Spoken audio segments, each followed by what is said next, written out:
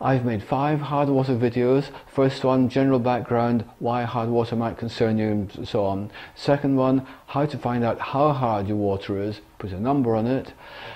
And the other 3 are about the 6 hard water treatment devices that are on the market. And I have to say straight away that I can't recommend any of them. Water softening is well understood, it definitely works, but there are problems with the amount of sodium that they produce that goes straight out to the environment with the wastewater. And in fact, some states in America have already introduced bans on residential use of water softeners. Similarly with polyphosphate dosing, the phosphates are a finite natural resource. There are the problems with putting a lot of phosphates into our water if it's adopted on a wide scale. The phosphates used are synthetic food additives with an E number on, so another question. But for this and the others, apart from water softening, there's virtually no evidence for their effectiveness in domestic situations. They are all used widely in commerce and industry, but I wonder if there's a problem in scaling them down for people's homes. For instance, my own electronic one, I'm really not convinced it's doing anything, and I now have definite evidence for an electronic, which I'll show you, which definitely isn't doing anything. The manufacturers weren't able to sort this one out. They sent me an even more powerful one that didn't work either. So I think there can be a big question mark over these things. I'm a science graduate in addition to being a qualified plumber, and this is the paperwork I've done in preparation for these videos, and I hope to demonstrate that this enables me to understand and also to explain to you different processes involved. I'm sorry to say that in addition to the sheer lack of evidence, there's an awful lot of manufacturers attacking each other's products. They make great claims about their own ones, of course, but they love to say how their competitors' products either don't work as they claim, or they don't work at all. So my conclusion is that I think it's time for the industry to get their act together and demonstrate to homeowners and plumbers that their products really do work and what they're actually doing. If you're in the saltwater area and you move to a hard water one, you very quickly tell the difference in the water. There are 2 main effects of hard water. Firstly, it can be difficult to lather. You need more detergent to wash your clothes in the shower, wash your dishes. The calcium and magnesium ions in the hard water combine with the detergent molecules, inactivate them, so you need more detergent to do your washing. If you need, say, 1 spoon of detergent to wash your clothes in the saltwater area, some or all of that spoonful may be needed in a hard water area to combine with the ions, and you'll need another spoonful to do your washing.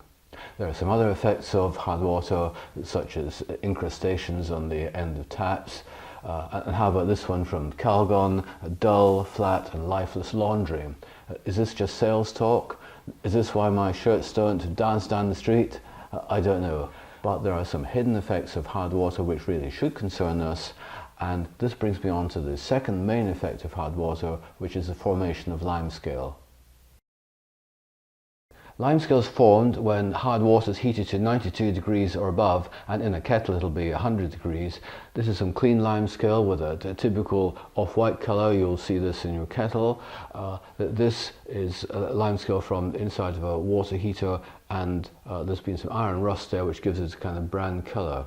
Limescale can form a coating over the heating elements in electric showers, boilers and so on. It's a kind of insulating layer which stops the heat getting through. You get a reduction in performance, and it may be that in a boiler it can overheat and it just cuts out, perhaps when you're having a shower.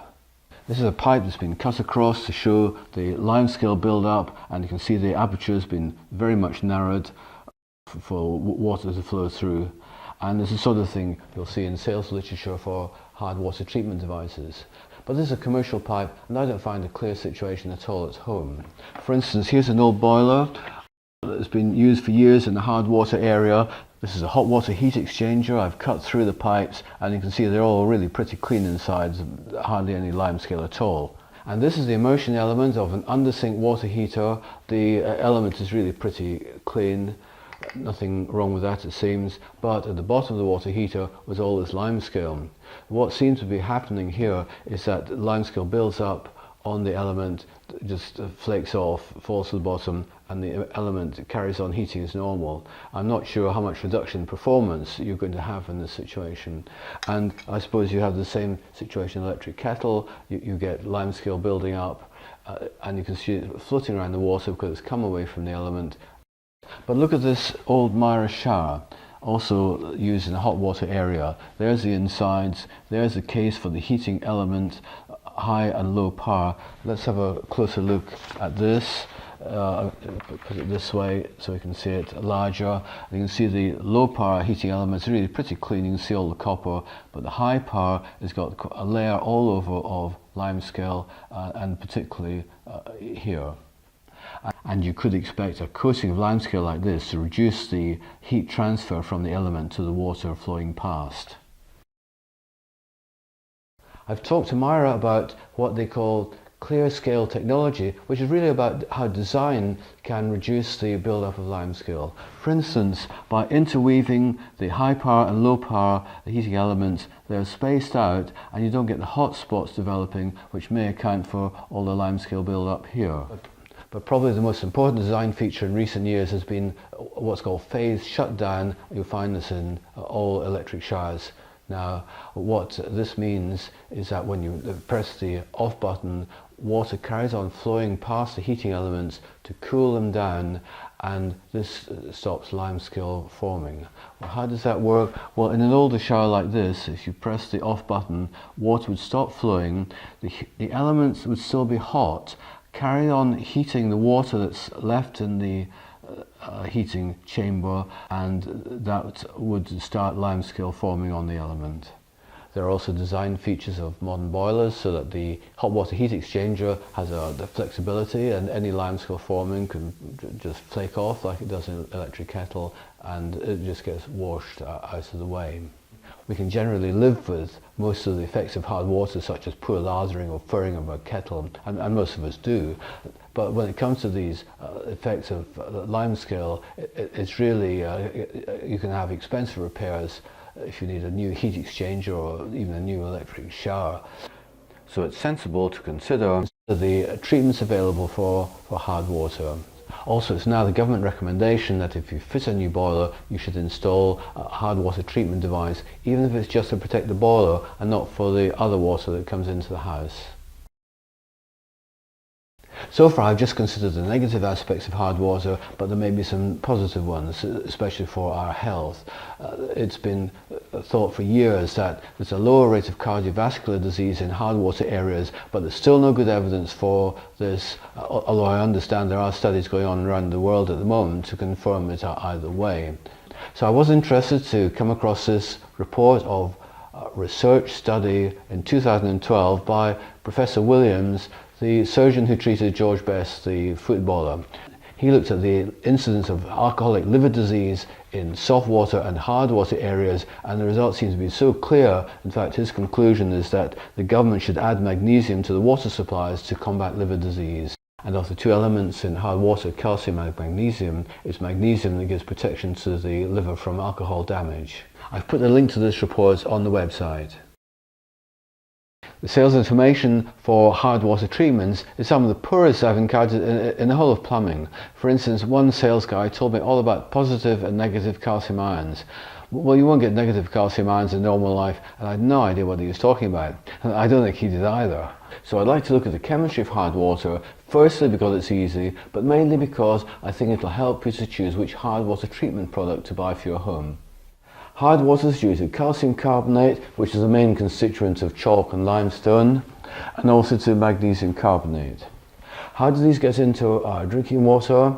Well, first, the rain water soaks into the hills around our reservoirs, and in the hills where these rocks are. This is an aerial photograph of what looks like a typical piece of British landscape, and normally we wouldn't be able to see underneath the soil, but here we can because we're at Dover. And normally we look at photos like this for the whiteness of the cliffs, but I like to point out here the thinness of the soil on the top of the chalk. Here's a photo of grass growing on the surface, showing how thin the soil is, but in fact along this part of the coast there are bushes and also trees. In this photo you can see the port of Dover in the background. These carbonates are pretty insoluble, but what happens when the rain falls through the air is that it picks up carbon dioxide, and these react together to form carbonic acid. Carbonic acid is a weak acid. It's quite safe for us. We drink it all the time. It's in our carbonated drinks, beer and so on. The carbon dioxide produces the bubbles, and this makes the carbonic acid in the liquid that we drink. A quick word about chemical formulae. The number in a formula tells you how many atoms there are. If there's no number, there's only one atom. Water has 3 atoms altogether. In this reaction here, you can see you can just add the numbers together. H2CO3, carbonic acid. The carbonic acid dissolves a little of the carbonates on its way to the reservoir to form bicarbonates, and this is what we have in our drinking water. Calcium and magnesium have 2 plus charges each. Bicarbonate ions have 1 minus charge, so we need 2 of those. It might help if I just put the ions separately like that. Again, you can just add the 2 formulae together to get the formulae for this one. We have these ions in our drinking water, and these calcium magnesium ions make our water hard. How do we get limescale? Because these behave in the same way, and calcium bicarbonate is by far the more important ingredient of limescale, I have to take the magnesium out of the picture to make the story simpler. When water containing calcium bicarbonate is heated, this is changed into calcium carbonate in the form of limescale. Usually with watery liquids you can dissolve more of a substance in as it gets hotter. The hotter your tea, the more sugar you could dissolve in, for instance. What happens in this case is that it really depends on a seesaw between bicarbonate and these 3 here. And this carbon dioxide is really the key to it all. And this does behave normally in that as water is heated up, less of the gas can dissolve in it. So it's a typical gas, and the carbon dioxide just bubbles off. Because this is a seesaw, this bicarbonate breaks down to replace that carbon dioxide, and at the same time it replaces these 2 as well. And that is how the bicarbonate produces calcium carbonate limescale. And that's just about all there is to the chemistry of hard water. There's a little bit more when we come on to water conditioners.